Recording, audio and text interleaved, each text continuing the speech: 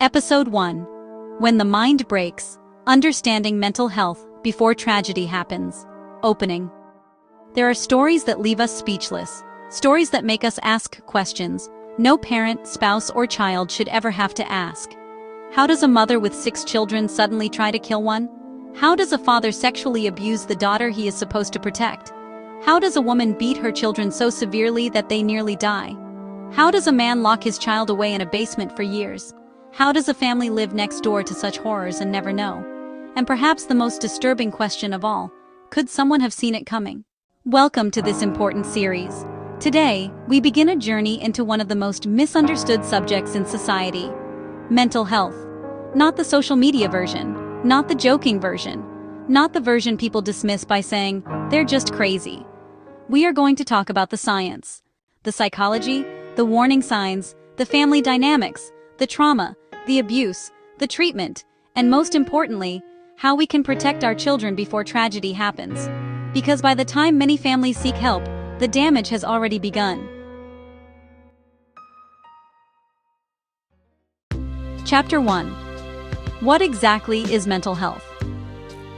Most people think mental health means mental illness. It does not. Mental health is simply the condition of our emotional, psychological, and social well-being. It affects how we think, how we feel, how we react, how we solve problems, how we handle stress, how we raise children, how we treat our spouses, how we relate to others.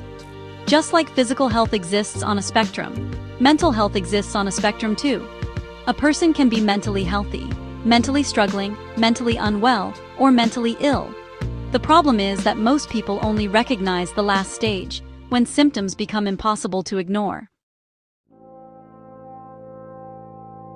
Chapter 2. The Silent Epidemic. Millions of people struggle silently. Many continue going to work. Many continue raising children. Many continue attending church. Many continue smiling. Many continue posting happy family photos. Yet inside, they are falling apart. Depression, anxiety, trauma, addiction, personality disorders, bipolar disorder, psychosis, postpartum disorders, obsessive-compulsive disorders. The list goes on. Some people suffer for years without anyone noticing. Others become masters at hiding pain. And some eventually break. Chapter 3. Are people born this way? This is one of the biggest misconceptions. Many people assume mental illness is either a character flaw, a curse, a spiritual attack, or simply bad behavior. Reality is more complicated.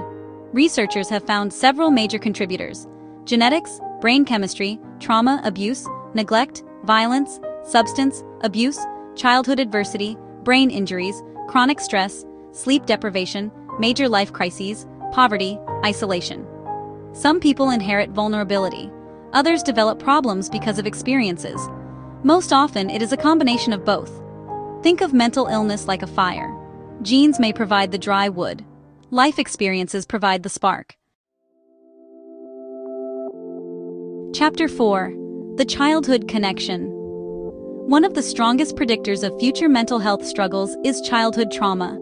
Children who experience physical abuse, sexual abuse, emotional neglect, domestic violence, chronic humiliation, abandonment, severe bullying, often carry invisible wounds into adulthood.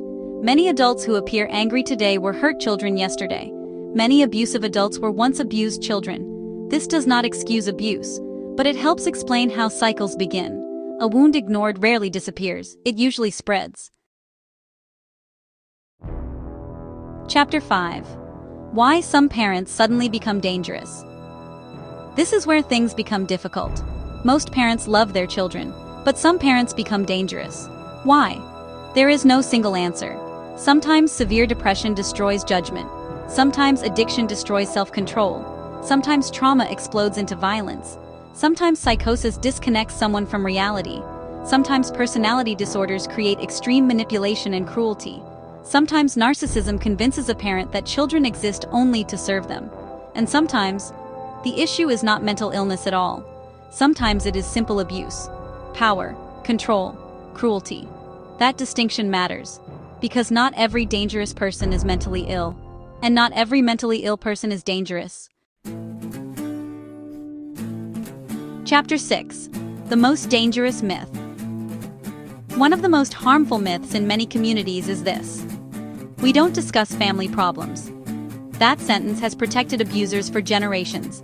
Children suffer in silence. Women suffer in silence. Men suffer in silence. Mental illness grows in silence. Abuse grows in silence. Secrets grow in silence. And silence often becomes tragedy. Chapter 7. What every parent must understand. Parents often focus on grades, behavior, discipline, success, achievements, sports, church attendance. But many forget to monitor emotional health. Children need more than food. They need emotional safety. They need connection. They need trust. They need a voice. They need adults who listen. The healthiest children are not necessarily those who fear their parents. The healthiest children are those who trust their parents. Chapter 8. The First Warning Signs. There are almost always signs, not always obvious signs, but signs: sudden aggression, extreme withdrawal, unexplained fear, sleep disturbances, nightmares, mood swings, self-harm, cruelty to animals, obsession with violence, isolation, loss of empathy, paranoia, delusions, hearing voices, extreme hopelessness.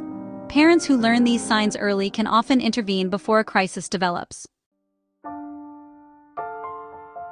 Chapter 9. Why we must stop being ashamed. If your child needs therapy, that is not failure. If your spouse needs counseling, that is not failure.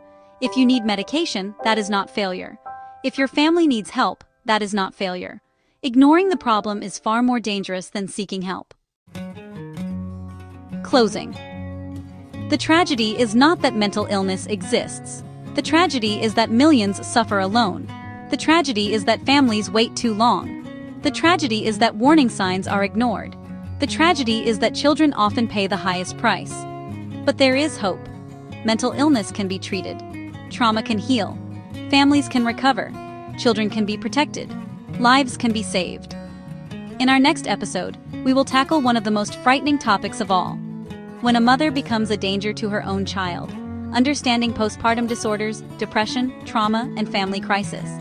And what every husband, grandmother, pastor, and family member must know before it is too late.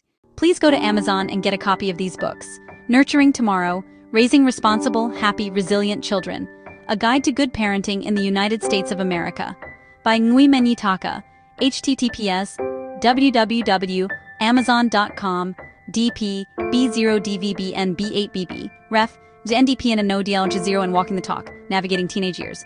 Our teenagers are more than just the next generation. They are the torchbearers of our collective hopes and dreams.